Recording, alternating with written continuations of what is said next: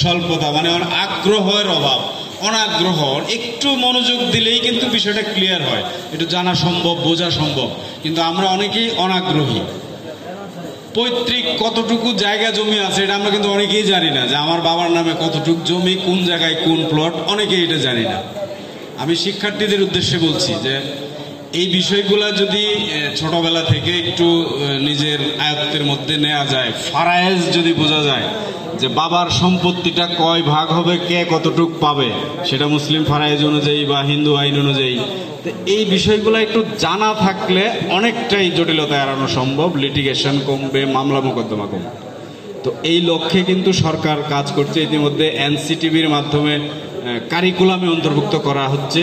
Class 9-এ সম্ভবত একটা chapter এই বছর থেকেই চালু হয়েছে। তো সরকার চেষ্টা করছে যে অন্তত মাধ্যমিক পর্যায়ের প্রত্যেকটা শ্রেণীতে যেন শিক্ষার্থীরা এই ভূমি সংক্রান্ত বিষয়াদি একটু পড়তে পারে, জানতে পারে।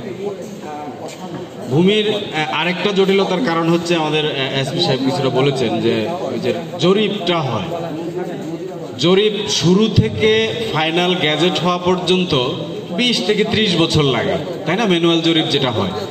তো সার্ভেয়ার যখন সরেজমিনে এসে একটা নোট নিয়ে গেছে, অ্যাটাস্টেশন করে সেটাকে প্রেসে পাঠিয়েছে, তখন ওই জমির মালিক যে ছিল, প্রিন্ট হতে হতে ওই মালিকানা 3 বার চেঞ্জ হয়ে গেছে। এটাই তো বাস্তব। তো এই জন্য প্রকৃত চিত্রটা কিন্তু আমরা ওই জরিপের ফাইনাল আউটপুট থেকে পাই না। তো এটাকে রোধ করা বা একটু মিনিমাইজ করা সম্ভব যদি এই ডিজিটাল সার্ভেটা পুরোপুরি বাস্তবায়ন করা হয়। ইতিমধ্যে পাইলটিং আকারে দেশের বেশ কয়েকটি উপজেলায় হচ্ছে, হয়তো সারা দেশেই খুব অচিরেই চালু হবে। তো এই সার্ভেটা, জরিপটা যদি ডিজিটাল করা সম্ভব, ডিজিটাল ম্যাপ প্রণয়ন করা হয়, তাহলে অনেকটাই ভূমি সংক্রান্ত এই জটিলতা হ্রাস পাবে বলে আমার বিশ্বাস। আর অনেক সার্ভিস তো অনলাইন হয়ে গেছে। আমরা ভিডিও ডকুমেন্টারিতে দেখেছি, অনেকের বক্তব্যে বলেছেন ভূমি উন্নয়ন কর পরিশোধ সেটা খুব সহজে সিম্পলি আপনি ঘরে বসে নিজেরটা নিজে করতে পারবেন। মিউটেশনের আবেদনটা আপনি মোবাইল থেকে করতে পারবেন। এখানেও একটা সমস্যা আছে, কেউ মানে নিজে থেকে কাজটা করতে চায় না। যদিও অনলাইন, আপনি আপনার কাজ আপনি করতে পারেন, কিন্তু যায় আরেকজনের কাছে, একটা কম্পিউটারের দোকানে গিয়ে বলে আমার এই আবেদনটা করে দাও। অর্থাৎ যেই উদ্দেশ্যে এটি করা, এই সেবাটা দেয়া, যে মিডিয়েটর, মধ্যস্বত্বভোগী, বা একটা শব্দ ব্যবহার করে আমরা যে কি দালাল, সেটাকে মিনিমাইজ করার জন্য, রোধ করার জন্য কিন্তু এটা কঠিন হয়ে যাচ্ছে। কারণ মানুষ নিজে থেকে আগ্রহ নিয়ে নিজের কাজটা নিজে করছে না। স্মার্টফোন কিন্তু, মোবাইল ফোন তো প্রত্যেকেরই আছে, এবং সেই মোবাইল ফোনের 80% কিন্তু স্মার্টফোন যারা ব্যবহার করি।